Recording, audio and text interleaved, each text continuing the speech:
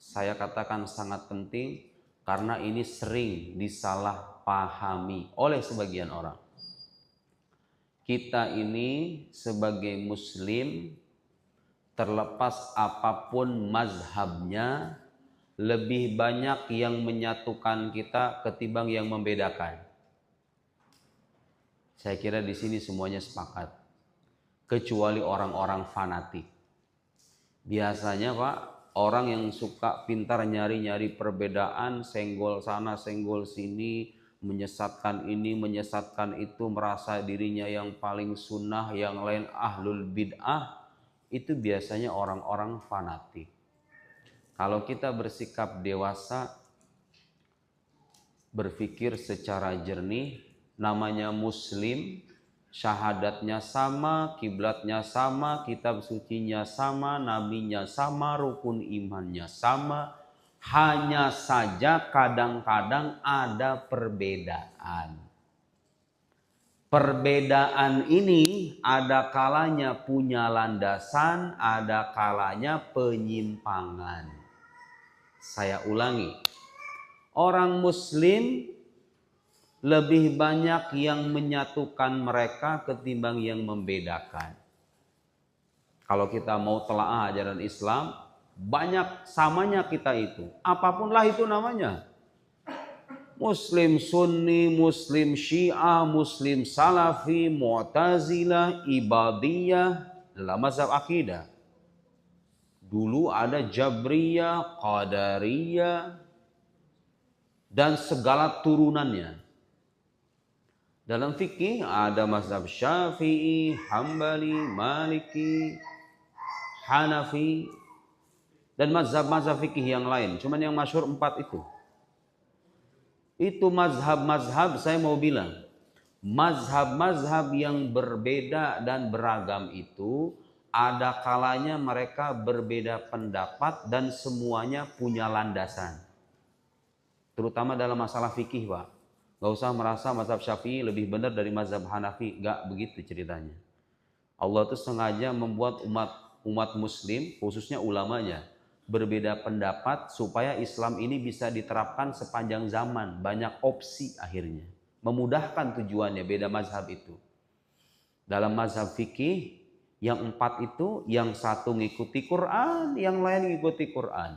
Yang satu nabinya Nabi Muhammad, yang lain juga nabinya Nabi Muhammad sallallahu alaihi wasallam. Dalam mazhab akidah, kadang-kadang perbedaannya lebih runcing lagi. Kalau masalah fikih, Pak, semuanya bisa jadi benar itu. Selama ada dalilnya.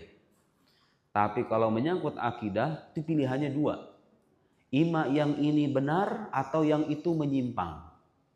Yang menyimpang ini ada kalanya berupa bid'ah, ada kalanya berupa kekufuran.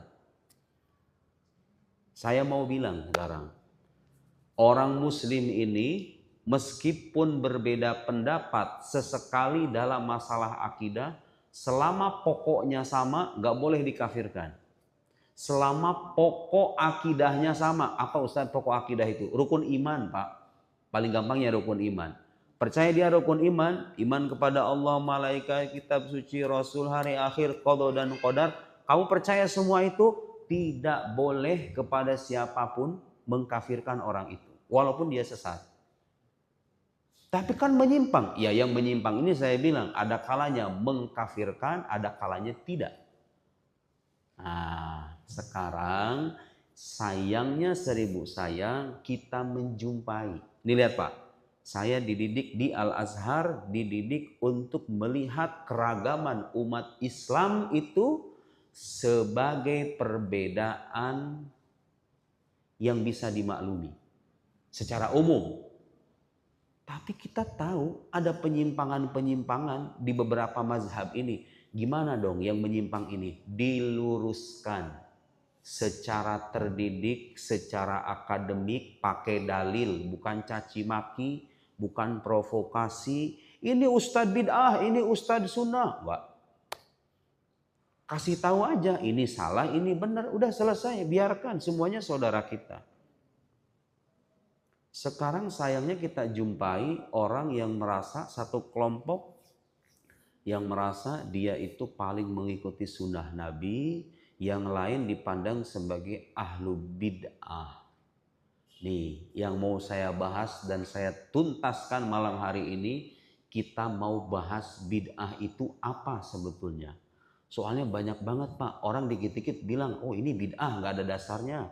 Oh ini nggak pernah dilakukan oleh Nabi, ini kamu mengalami penyimpangan, ini kelompok ini ada bid'ah, bid'ah, bid'ah, bid'ah, bid'ah, dikit-dikit bid'ah.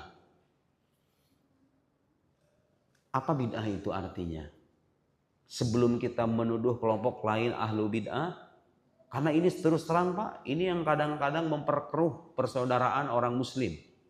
Di saat kita bilang, ayo kita ini lebih banyak samanya ketimbang bedanya. Satu masjid, beda mazhab, memang kenapa masalahnya? Sama-sama Tuhannya Allah, kemudian nabinya juga sama Nabi Muhammad, kitab sucinya juga Quran. Kenapa harus alergi dengan perbedaan mazhab? Saya punya teman dekat dari orang Salafi, tapi orangnya terdidik.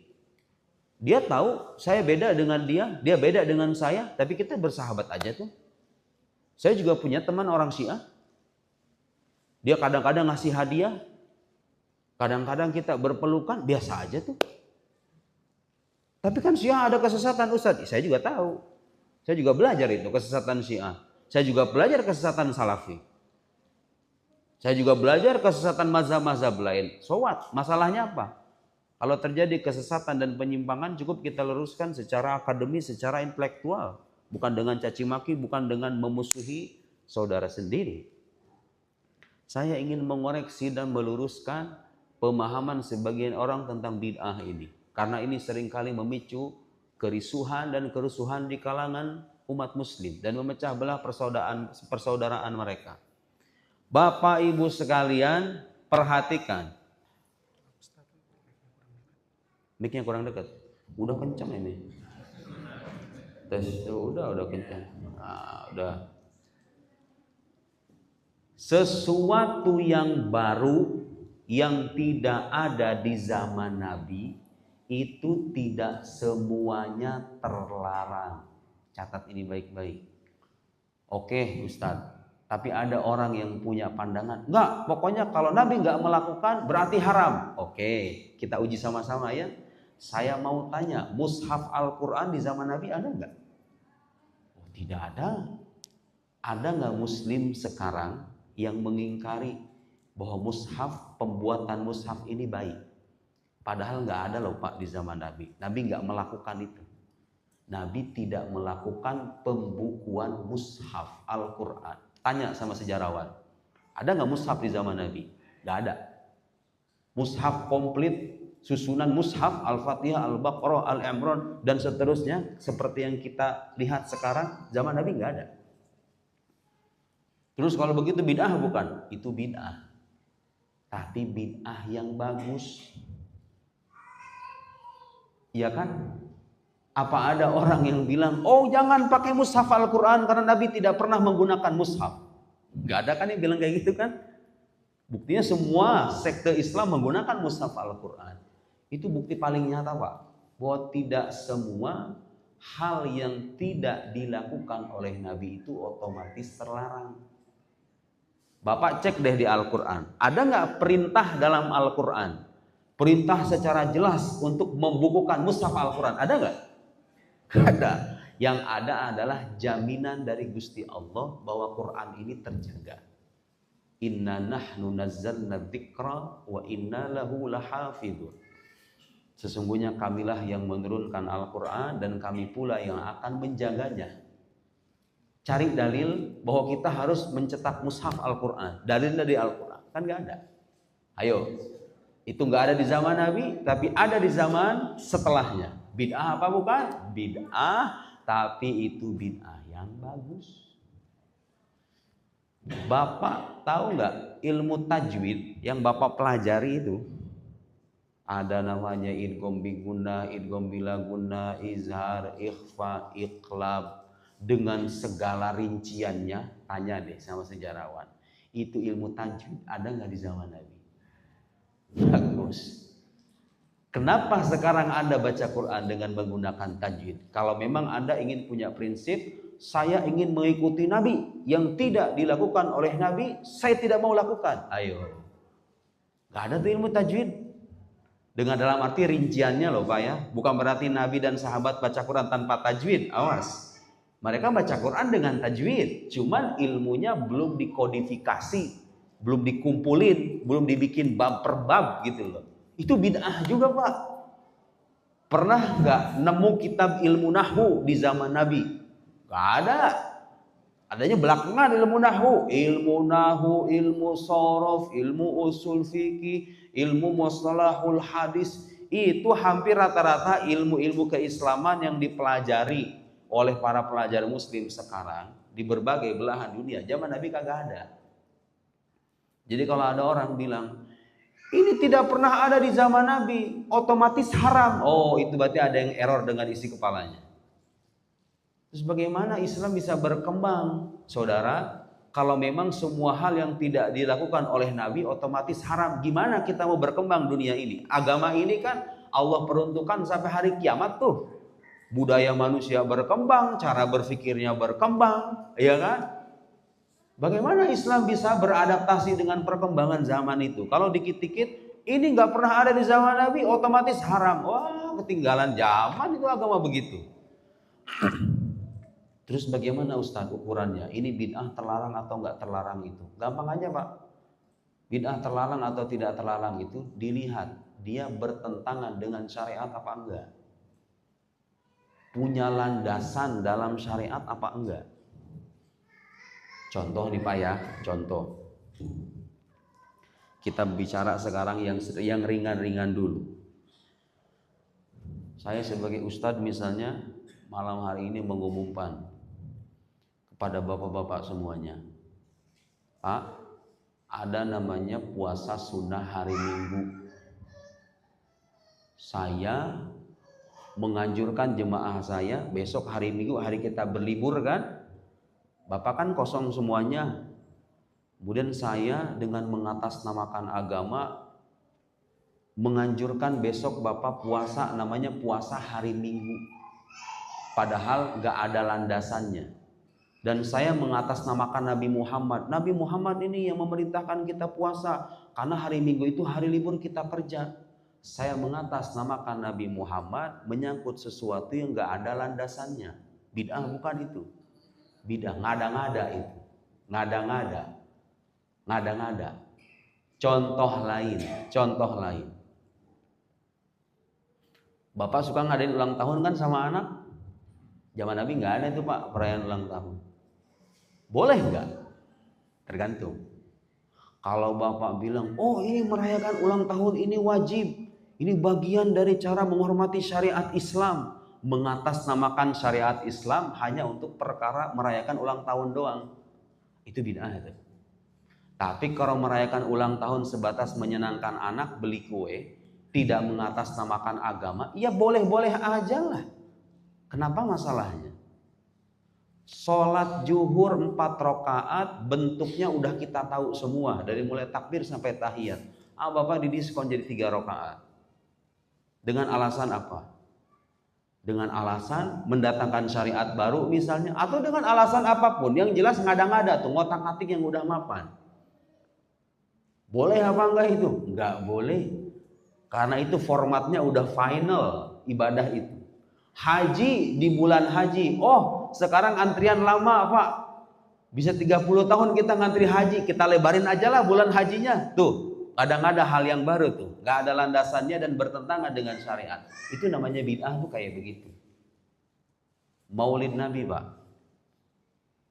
Maulid Nabi itu bid'ah apa bukan? Tergantung. Tapi yang jelas di zaman Nabi praktek kayak gitu kagak ada. Oke. Praktek yang kita kenal di orang Indonesia, Maulid Nabi itu nggak ada. Kalau Maulid Nabi itu ditujukan untuk mendekatkan orang ke Nabi Muhammad, memperkenalkan Nabi Muhammad, membuat orang cinta kepada Nabi Muhammad, ada landasannya nggak dalam agama? Ngajak orang cinta sama Nabi? Ya jelas lah. Gimana ceritanya kita menjadi orang Muslim gak cinta sama Nabinya? Berarti itu hal baru, ada landasannya dalam syariat. Tapi kalau sama Bapak formatnya diubah, Maulid Nabi pakai khomer, kemudian orang joget-joget membuka aurat. Dan inilah syariat Islam. Gak apa-apa, kita kan menunjukkan rasa cinta sama Nabi. Tuh, bertentangan dengan syariat. Bukan maulidnya yang salah, tapi prakteknya yang bertentangan dengan syariat. Anda mengatasnamakan syariat, padahal perbuatan ini jelas haram, itu bid'ah namanya. Harus jernih cara berpikir kita. Menikahi, atau bukan menikahi, mohon maaf. Saya ingin mencari kata yang lebih halus. Berhubungan badan dengan lawan jenis semua sepakat haram. Anda sebagai seorang kiai, sebagai seorang ustaz, dengan alasan aku sudah bertemu malaikat, malaikat memerintahkan aku untuk menyetubuhi kamu. Kamu adalah santri aku. Misalnya ustaz kepada santrinya, berhubungan badan dengan santri atas nama apa katanya? Mendapatkan ilham atau mendapatkan perintah dari malaikat. Atas nama agama menghalalkan yang haram. Atas nama syariat, atas nama agama. Oh, itu bid'ah beneran. Pokoknya kalau ada hal baru kita jumpai dalam agama kita, Pak, yang dilihat itu bukan bentuk prakteknya, tapi esensinya atau hakikatnya. Punya landasan di syariat apa enggak? Enggak ada tuh namanya perayaan Isra Mi'raj di zaman sahabat. Tidak ada di zaman Isra Mi'raj. Bikin banner, kemudian kita bikin nyanyi merayakan dengan cara mengundang ustadz penceramah, kemudian membagikan makanan dengan alasan ini merayakan Isra Mi'raj. Tapi inti dari merayakan Isra Mi'raj itu apa? Prakteknya nggak ada, oke. Tapi intinya apa? Oh, intinya mengajak orang untuk mengingat kembali mukjizat Nabi Muhammad Sallallahu Alaihi Wasallam. Ada nggak landasannya dalam syariat? Ya jelas ada. Prakteknya kan nggak ada, nggak masalah praktek mah. Yang penting landasannya ada apa kagak. Bapak ngumpul kayak begini, saya nggak ngebayangin di zaman Nabi itu ada kumpulan kayak begini. Kemudian kalau konsep pengajian mungkin ada ya, tapi kan kadang kita suka berinovasi orang Indonesia mah, ya nggak? Suka berinovasi, inovasi dalam keberagamaan kita itu selama ada landasannya, selama tidak bertentangan dengan syariat, maka dia boleh. Bid'ah tapi bagus. Yang begini Pak, yang membuat Islam bisa bertahan sepanjang zaman itu yang beginian ini. Yang dilihat bukan prakteknya tapi esensinya dan hakikatnya. Oke, sekarang saya menjelaskan dan sudah memberikan beberapa contoh. Apalagi yang bisa kita berikan contoh? Apa misalnya yang sering disalah-salahkan itu? Tahlilan. Tuh. Pak, tahlilan itu zaman Nabi membagikan Indomie, kadang-kadang dikasih amplop yang hadirnya itu. Prakteknya jangan dibilang kan gak ada di zaman Nabi, ya emang gak ada. Terus kenapa masalahnya? Yang dilihat bukan soal prakteknya, tapi esensi dari tahlilan ini apa? Oh, esensinya itu mendoakan orang meninggal. Oke, nemu gak di hadis Nabi anjuran supaya kita mendoakan orang meninggal? Nemu gak? Berarti itu tahlilan ada landasannya dalam syariat. Ada landasannya dalam syariat, tapi prakteknya beda-beda. Bid'ah apa bukan? Maksud saya bid'ah yang terlarang apa bukan itu? Bukan. Karena ada landasannya dalam syariat. Membaca yasin, membaca tahlil, menghadiahkan kepada orang meninggal, itu ada landasannya dalam syariat. Meskipun prakteknya tidak ada di zaman sahabat. Nah, kalau mereka bilang Nabi kan tidak pernah melakukan itu, ya Nabi juga nggak pernah membukukan mushaf. Terus masalahnya kenapa kalau Nabi tidak pernah melakukan? Kalau Nabi tidak melakukan, tidak otomatis haram. Mengatakan ini haram harus ada dalilnya. Tidak cukup dengan bilang Nabi nggak melakukan itu, nggak ada ulama bilang bahwa kalau Nabi nggak melakukan otomatis haram. Betapa pendeknya cara berpikir orang kalau hanya berkesimpulan Nabi tidak melakukan otomatis haram. Oke, sekarang kita ngaji beneran. Saya bawa kitab nih. Ini ngomong harus berdasarkan landasan, harus berlandaskan pada ilmu. Sebuah kitab tebal. ...589 halaman. Orang capek bikin beginian Pak. Saya juga yang bacanya capek. Tapi kadang-kadang Orang zaman sekarang kan nggak begitu. Dilihat ceramah si Ustadz menit berapa nih, kepleset, potong ya kan, sebar luasin aja kayak gitu. Gampang banget nyalahin orang. Orang belajar bertahun-tahun, nulis begini bertahun-tahun ini Pak. Saya yakin ini penulis dari Yordan. Syekh Saif Al-Asri. Tapi kadang-kadang ya itulah zaman sekarang ya. Zaman serba insan seperti sekarang, kadang-kadang orang tuh pengennya mengikuti seleranya aja. Bukan mengikuti apa yang digariskan oleh para ulama. Akidah Islam itu dari zaman Nabi Muhammad sampai sekarang sebetulnya sama aja Pak. Akidah Nabi, akidah sahabat itu sama aja. Allah itu esa, tidak bermula, tidak berakhir. Dia berada dengan dirinya sendiri. Dia maha kuasa, maha berkehendak, maha mengetahui. Itu akidah Nabi, akidahnya sahabat, akidah kita sama aja. Tapi tahu nggak bedanya apa? Ada rincian-rincian. Rincian-rincian yang dibuat sama ulama supaya apa? Supaya meluruskan pikiran-pikiran aneh. Itu bid'ah apa bukan itu? Kan zaman Nabi nggak ada rincian-rincian itu. Kitab-kitab akidah yang tebal kan nggak ada zaman Nabi ini kitab kayak gini nih. Itu bid'ah tapi bagus. Kenapa? Karena ada landasannya dalam syariat. Itu mengukuhkan agama bukan merusak agama. Tapi kalau kita bikin akidah baru nih Pak, akidah baru. Dalam Al-Quran tegas disebutkan inna dina indallahil Islam. Sesungguhnya agama yang diridhoi di sisi Allah adalah Islam. Oh, Anda bikin akidah baru. Oh enggak, Kristen, Yahudi, semua agama kalau percaya Tuhan semuanya benar, semuanya selamat. Itu bid'ah. Karena menyalahi syariat. Menyalahi akidah yang disebutkan dalam Al-Quran. Al-Quran menyebutkan kitab suci ini terjaga dari permainan tangan para makhluk. Tegas itu Al-Quran. Inna nahnu nazzalna dzikra wa inna lahu lahafidun. Terus Anda membaca buku-buku orientalis, terpengaruh oleh pikiran mereka, Anda berkesimpulan, oh tidak, Quran tidak terjaga, nggak sepenuhnya otentik. Tuh bid'ah tuh. Karena bertentangan dengan apa yang disebutkan dalam syariat, dalam Al-Quran.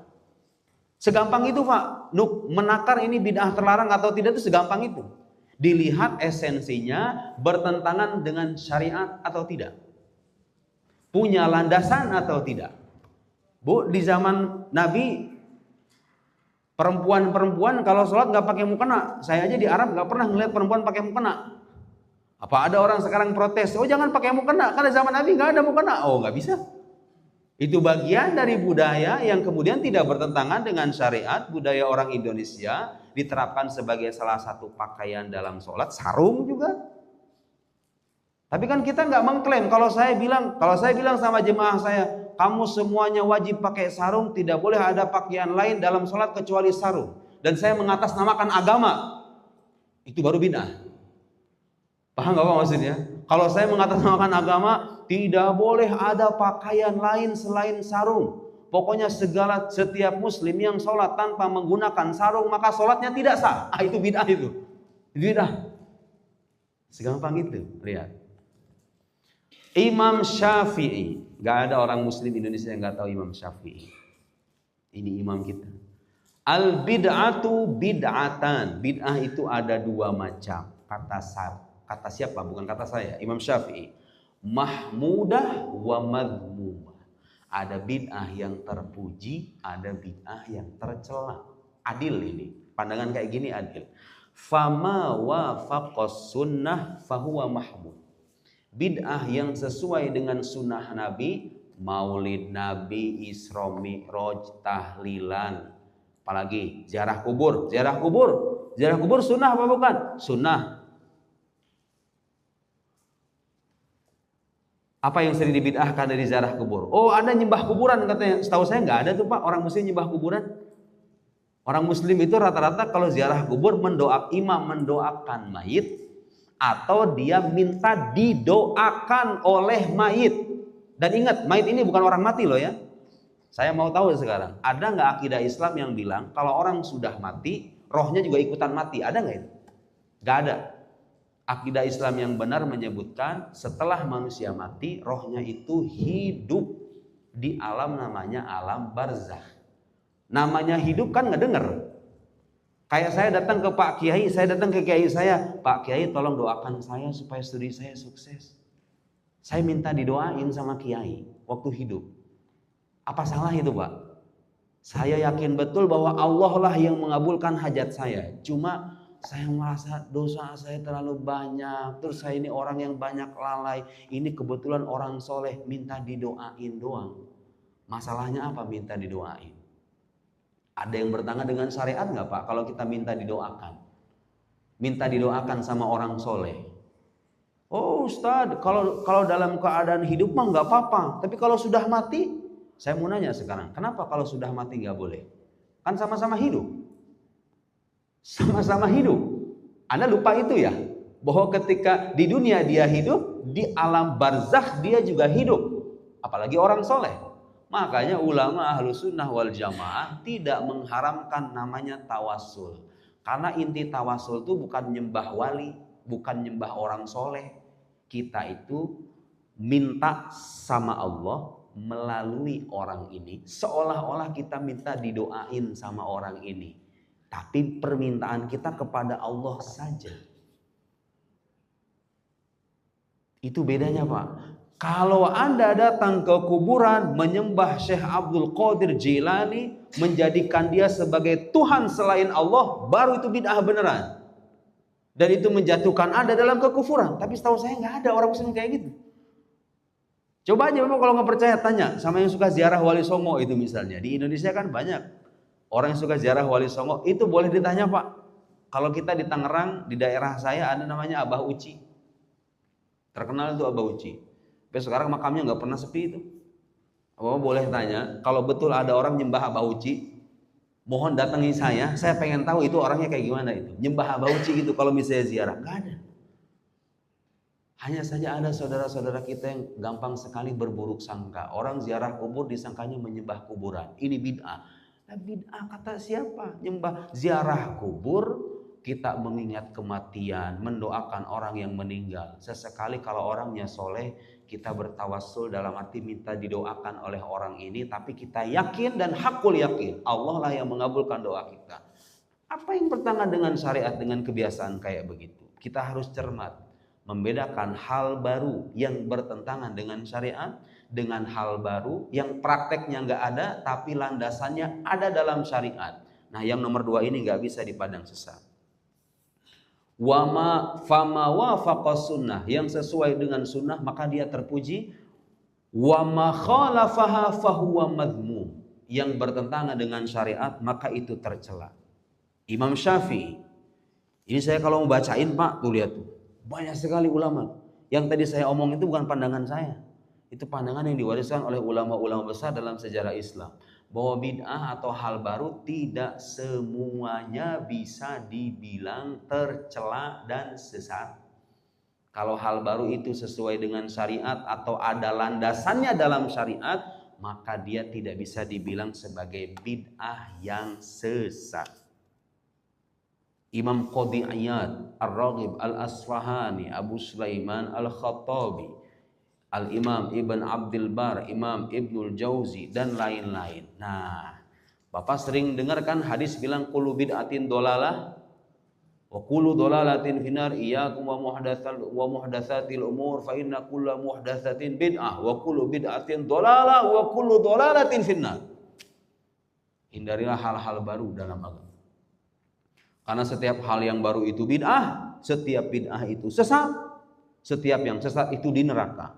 Berarti yang baru-baru ini semuanya masuk neraka. Gak begitu. Kata Imam Nawawi, kullu bid'atin dolalah hadza 'am makhsus.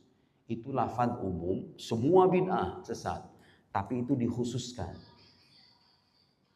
Ada pengkhususan. Wal murad, yang dimaksud dengan hadis itu kata Imam Nawawi, bukan kata saya, ghalibul bid'ah, sebagian besar bid'ah, bukan semuanya.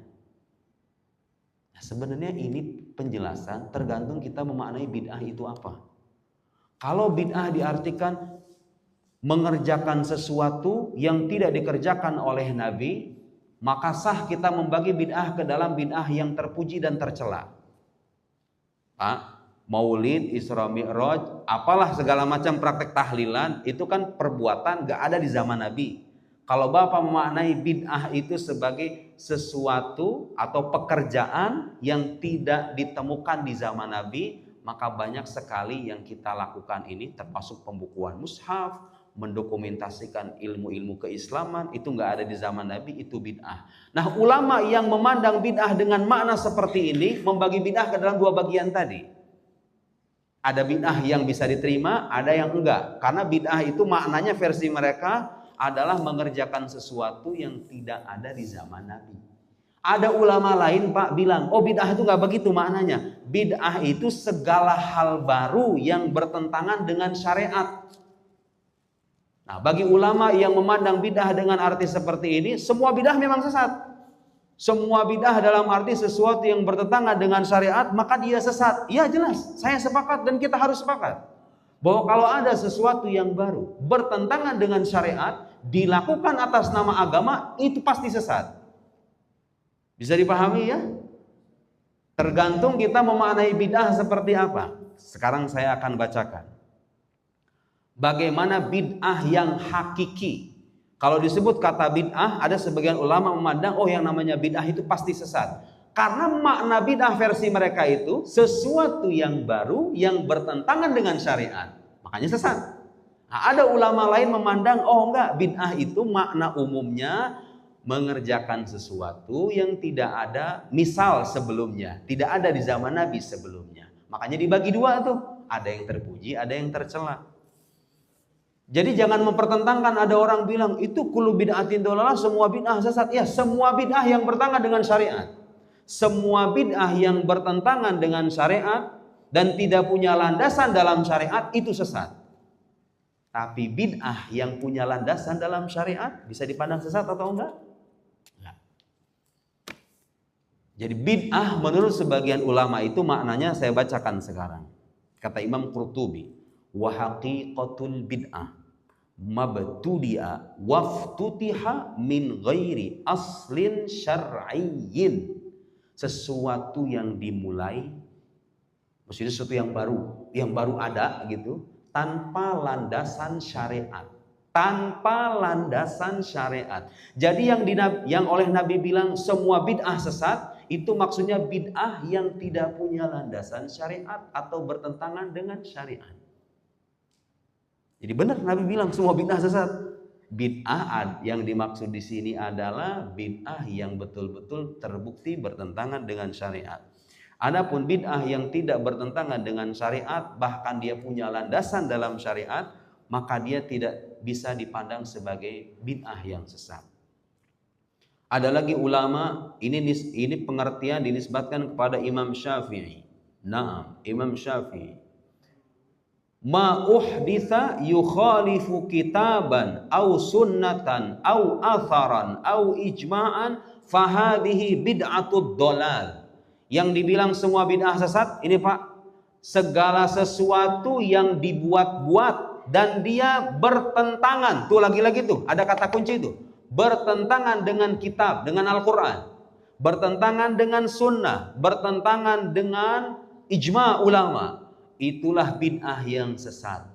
Bid'ah yang sesat itu yang bertentangan. Contohnya lain Pak, mohon maaf saya harus sebutkan. Di Indonesia apa coba bid'ah yang terbukti sesat dan itu meluas di kalangan masyarakat Indonesia? Menikah beda agama antara perempuan muslimah dengan laki-laki non muslim. Itu bid'ah. Iya, karena nggak ada dalil yang membolehkan. Dan ulama juga melarang. Sepakat itu ijma ulama Pak. Kalau laki-laki itu muslim, perempuannya kitabiah, dalam hal ini Yahudi atau Kristen, ada sebagian kecil ulama membolehkan. Itu pun dengan catatan sangat tidak dianjurkan. Boleh, tapi sangat tidak dianjurkan. Kalau laki-lakinya muslim, perempuannya kitabiah. Sebentar Pak. Saya bikin buku khusus. Kalau Bapak penasaran, saya bikin buku khusus. Nikah beda agama Nuruddin gitu, baca di internet. Sekitar 200 halaman lebih. Dalilnya udah jelas. Yang membolehkan ini pun punya banyak catatan. Tapi kalau kita lihat zaman sekarang, itu kayaknya dua-duanya pas diharamin Pak. Lebih cocok diharamin dua-duanya. Saya mau bilang bahwa di kitab klasik itu memang ada gitu loh. Pendapat itu dulu ada. Kenapa? Karena dulu muslimahnya itu masih minoritas. Terus itu bagian dari skenario dakwah Islam sebetulnya. Ya orang zaman sekarang kadang agama gak dipandang penting, suaminya sibuk kerja di luar gitu kan, nikah sama orang Kristen, dia anaknya ikut agama ibunya kan. Banyak kerusakan-kerusakan yang bisa dilahirkan dari nikah beda agama itu. Dan saya menyimak langsung dari mereka-mereka yang nikah beda agama, terutama di Eropa. Karena adanya mafsadat di balik pernikahan ini, maka ulama, misalnya Syekh Abdul Siddiq Al-Ghumari, mengharamkan dua-duanya. Mau muslimah dengan apa? Mau laki-laki muslim dengan perempuan Nasrani, apalagi yang muslimah dengan perempuan dengan laki-laki non muslim. Dua-duanya diharamin. Tapi saya mau bilang, yang bid'ahnya paling jelas itu yang membolehkan nikah muslimah dengan laki-laki muslim. Itu bertentangan dengan ijma, bertentangan dengan Al-Quran, bertentangan dengan kaidah usul yang disepakati oleh para ulama muslim. Nah, itu bid'ah beneran. Kalau Anda membolehkan nikah itu atas nama agama, itu bid'ah beneran kayak gitu. Jadi itu banyak di negeri kita, Pak. Disayangkan, cukup disayangkan. Tuh, lihat. Jadi bid'ah tentu ada alasan-alasan yang dikemukakan oleh para ulama terkait keharaman nikah beda agama itu. Kita nggak punya banyak waktu untuk menguraikan itu satu persatu. Walhasil, sekarang ingin saya jelaskan kesimpulannya. Karena kalau misalnya kita ajit melembar per lembar, ini kitab nggak bakal kelar-kelar. Kesimpulan dari penelitian beliau ini, saya sebutkan ini ya Pak, ini ulama yang ngomong begini. Annal muhdats alladzi lam yadulla alaihi dalilun khassun wa kana mundarijan tahta aslin fi syara' au umumin au itlaq au qawaid sahihah fa innahu la yakunu madmuman. Segala sesuatu yang baru, segala sesuatu yang baru yang tidak disebutkan dalilnya secara khusus. Kayak tahlilan tuh Pak. Kalau kita cari sabda Nabi, ada nggak nyuruh kita tahlilan kayak gitu tuh? Kan nggak ada. Tapi dia berada di bawah landasan syariat yang lain. Bahwa mendoakan orang meninggal misalnya. Tuh lihat. Kalau dia berada di bawah landasan syariat, meskipun tidak ada dalil yang secara khusus, maka itu tidak bisa disebut sebagai bid'ah yang tercela. Saya kasih satu hadis Nabi supaya kita lebih jernih pemahamannya. Bahwa Nabi sendiri Pak dalam hadis menyebutkan ma ataitukum bihi fa'tu minhu mastata'tum. Apa yang aku ajarkan, aku perintahkan kepada kalian, lakukan semampu kalian. Wa ma nahaitukum anhu fantahu. Apa yang aku larang, tinggalkan. Nabi bilang apa yang aku larang, bukan apa yang aku tinggalkan. Yang Nabi bilang adalah apa yang aku larang, bukan apa yang aku tinggalkan. Seandainya Nabi bilang apa yang aku tinggalkan, jangan kalian lakukan. Wah, repot hidup kita Pak. Karena banyak sekali hal yang ditinggalkan oleh Nabi. Kalau Nabi bilang, apa yang aku tinggalkan, jangan kalian lakukan. Jadi haram semua tuh, maulid, semua haram semua itu. Ya kan? Tapi yang Nabi bilang apa? Apa yang aku larang. Ada larangan nggak di hadis Nabi untuk merayakan maulid? Ada larangan nggak? Nggak ada tuh. Nggak ada larangan tuh. Ada larangan merayakan Isra Mi'raj. Atau mengadakan mingguan, 40 harian. Ada larangan nggak? Nggak ada larangan tuh. Itu dibiarkan oleh Nabi Pak. Dibiarkan oleh Nabi. Sesuatu yang dibiarkan oleh Nabi itu tidak otomatis bisa dibilang haram. Tidak otomatis dibilang haram. Nih ada satu hadis lagi. Suatu ketika, ini hadis dari Abu Hurairah.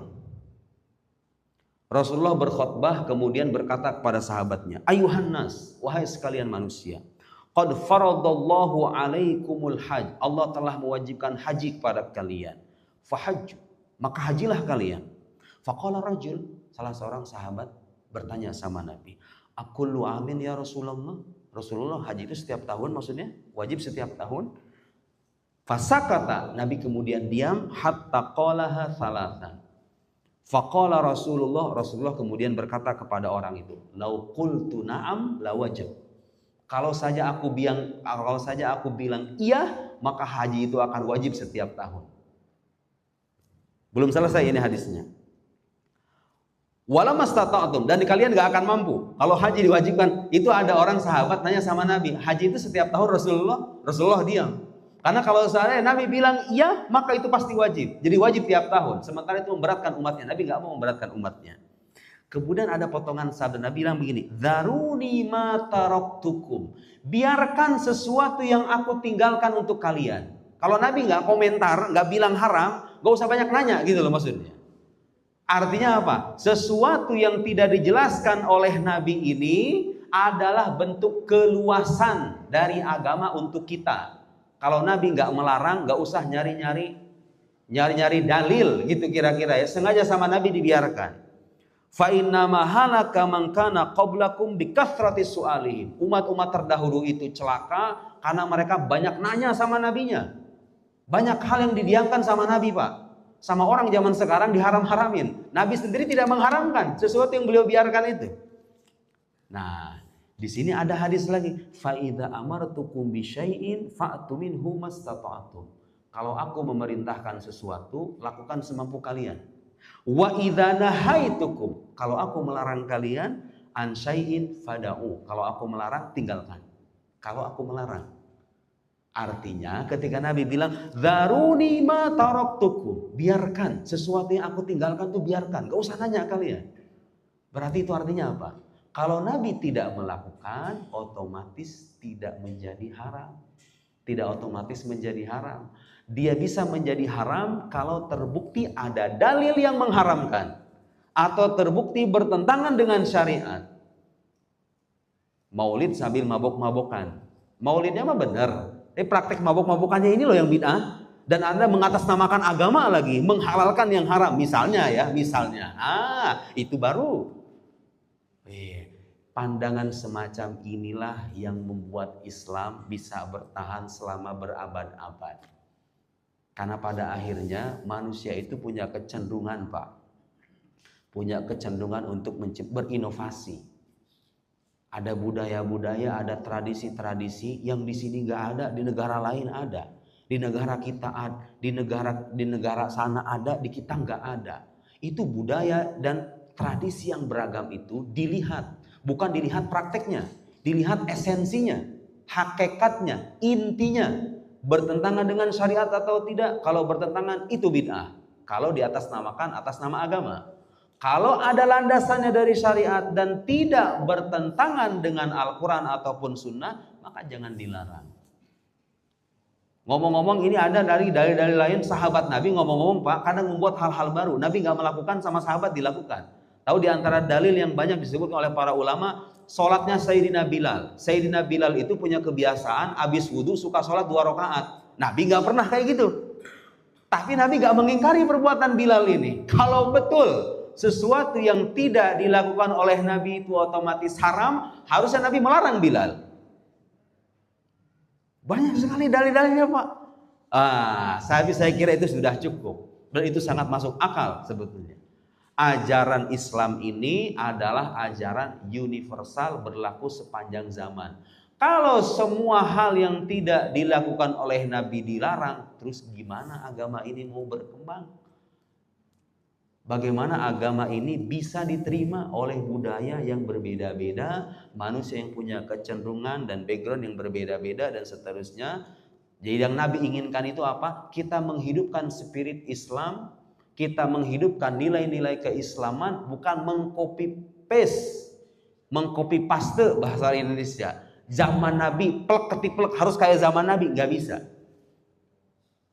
Harus sesuai dengan 14 abad yang lalu hidup kita, nggak bisa Pak. Zaman berkembang terus. Yang kita jadikan ukuran adalah hal baru ini punya landasan dalam syariat apa enggak, titik. Saya kira demikian ya. Sekarang ada bidah dalam akidah. Dalam akidah banyak sekali kan bidah-bidah dalam akidah. Orang Syiah itu bikin rukun iman baru.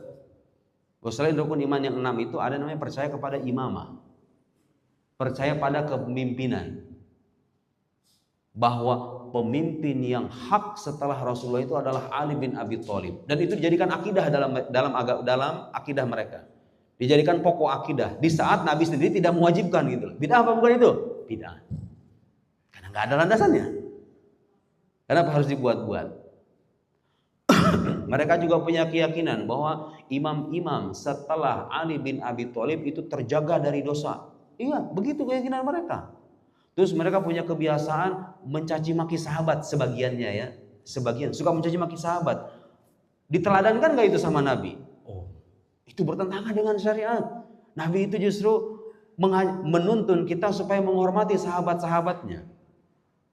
Tapi mereka kadang-kadang mengkritik, kadang-kadang mencaci maki di titik ekstrimnya. Itu namanya bid'ah. Terus gimana dong kalau gitu, dikafirin nggak Ustaz? Enggak dikafirin. Itu salah, diluruskan, sesat, diluruskan. Ya udah, nggak boleh kafir-kafirin orang muslim itu. Oke, orang salafi punya keyakinan Allah itu duduk di atas arsy. Ada Pak keyakinan yang bilang Allah itu duduk? Setahu saya yang ada itu Ar-Rahman al-Arsy istawa. Ar-Rahman, Tuhan yang Maha Pengasih, istawa di atas arsy. Istawa itu maknanya apa? Bukan cuma duduk maknanya. Kalau Anda memaksa bahwa Tuhan itu duduk hanya berdasarkan ayat ini saja, Anda sudah memaksakan satu makna dan menafikan makna yang lain. Ulama gak memahaminya begitu. Kalau Allah duduk, sejak kapan dia duduk? Sebelum adanya arsy, di mana itu duduknya Allah? Dengan masalah-masalah lain yang nanti akan timbul kalau kita punya keyakinan begitu. Itu keyakinan salah. Terus kita kafirkan gak orangnya? Enggak. Mereka salah, keliru, kita luruskan. Mereka saudara kita saudara mereka, selesai. Tapi kadang-kadang saya heran, kenapa kita ini kalau mengkritik keyakinan-keyakinan yang salah dari mereka, kadang-kadang kita dituduh memecah belah umat Islam katanya. Kita bukan ingin memecah belah umat Islam. Anda saudara kita yang muslim, tidak kita kafirkan. Anda adalah ahlul qiblah, kita juga ahlul qiblah. Kita hanya meluruskan yang salah. Sebatas itu saja. Nah, ngomong-ngomong Pak, satu lagi bid'ah yang terjadi di Indonesia nggak ada di zaman Nabi. Tahu nggak Pak? Bid'ah terbesar yang sering dilakukan oleh orang-orang yang mengaku mengikuti sunnah, padahal mereka itu bikin bid'ah. Tahu nggak bid'ahnya apa? Di zaman Nabi, saya mau nanya, ada nggak kelompok namanya salafiyah? Ada nggak di zaman Nabi itu? Ada sekelompok orang ngaku paling dekat dengan Nabi, paling mengikuti sunnah Nabi, yang lain semuanya dibilang ahlu bid'ah. Di zaman Nabi ada nggak itu? Orang bikin kelompok namanya, berarti bid'ah dong itu? Itu bikin kelompok kayak gitu bid'ah dong. Karena Anda bilang kalau sesuatu tidak ada di zaman Nabi, otomatis terlarang. Itu nggak ada di zaman Nabi loh Pak. Nggak ada di zaman Nabi golongan sahabat mengaku paling mengikuti Nabi, yang lain disesatkan gitu. Nggak ada, itu bid'ah itu. Itu bikin golongan-golongan itu bid'ah itu. Lah kan Anda juga bikin golongan, namanya mazhab Asy'ari. Mazhab ini, kita bikin golongan, tapi kita nggak suka mengkafir-kafirkan. Dan saya mau bilang begini Pak, kalau ada mazhab dinisbatkan ke seorang ulama, namanya Syafi'i, Hanafi, Maliki, Hambali, Imam Malik sebetulnya, bukan Maliki ya. Malik itu penisbatan. Imam Malik, Imam Abu Hanifah, Imam Syafi'i, Imam Ahmad. Dalam akidah ada mazhab Maturidi, mazhab Asy'ari. Kalau saya mau bilang mazhab-mazhab ini ketika dinisbatkan ke orang-orang ini, bukan berarti mereka bikin agama baru. Akidahnya Imam Asy'ari, Imam Maturidi itu akidahnya satu sebetulnya. Gak ada istilah akidah Asy'ari, akidah Maturidi. Semuanya ngikuti akidahnya Nabi. Cuma ini akidah dinisbatkan ke mereka karena mereka punya jasa besar dalam mengokohkan akidah ini, akidah Nabi ini. Dan membantah pikiran-pikiran aneh. Makanya dinisbatkan akidah Asy'ari. Kalau Bapak cek akidah Asy'ari ini, sama dengan akidah Nabi, karena buktinya apa? Ada dalilnya di Al-Quran. Kan Nabi juga akidahnya akidah Al-Quran kan? Akidah kita juga akidah Al-Quran. Coba beda apa coba? Bedanya ada di perincian-perinciannya itu loh. Perincian-perincian dalilnya. Karena zaman dulu orang gak butuh dalil-dalil itu. Langsung terima gitu aja. Islam berkembang luas, ada orang-orang yang pikirannya aneh-aneh, harus dibantah, dirincilah dalil-dalil itu. Dinisbatkanlah ini akidah Asy'ari. Seolah-olah Imam Asy'ari yang bikin ya. Oh enggak. Ini tuh akidahnya Nabi, akidahnya sahabat, dinisbatkan ke orang-orang ini karena ini punya jasa besar. Tasawufnya tasawuf Imam Ghazali. Emang Imam Ghazali yang bikin tasawuf? Enggak. Sebelum Imam Ghazali banyak ulama bertasawuf, banyak. Kenapa disebut Imam Ghazali? Punya jasa besar dalam merumuskan kaidah tasawuf itu. Begitu ya? Nah, bid'ah apa bukan itu? Itu bid'ah mazhab itu. Tapi bagus. Karena orang memahami Quran langsung tuh nggak bakal bisa. Harus lewat ulama-ulama yang lebih paham. Makanya kita bermazhab Pak. Tapi ada dalilnya nggak bermazhab dalam Al-Quran? Nah, ini hal baru nih bermazhab nih. Bermazhab ini hal baru. Tapi ada dalilnya nggak di Al-Quran? Ada. Apa dalilnya? Fas'alu ahla dzikri in kuntum la ta'lamun. Bertanyalah kepada ahli ilmu kalau kalian tidak tahu. Saya tidak tahu fikih Islam secara lengkap. Makanya saya ikut Imam Syafi'i. Itu perintah Al-Quran kan?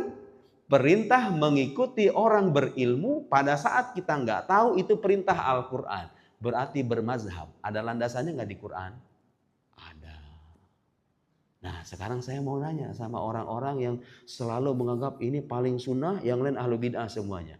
Itu kebiasaan kayak gitu, itu ngomong-ngomong ada nggak di zaman Nabi? Bikin kelompok sendiri tuh, namanya salaf. Salafiyah. Bikin kelompok begitu zaman Nabi ada nggak? Nggak ada. Berarti itu bid'ah beneran. Sekian.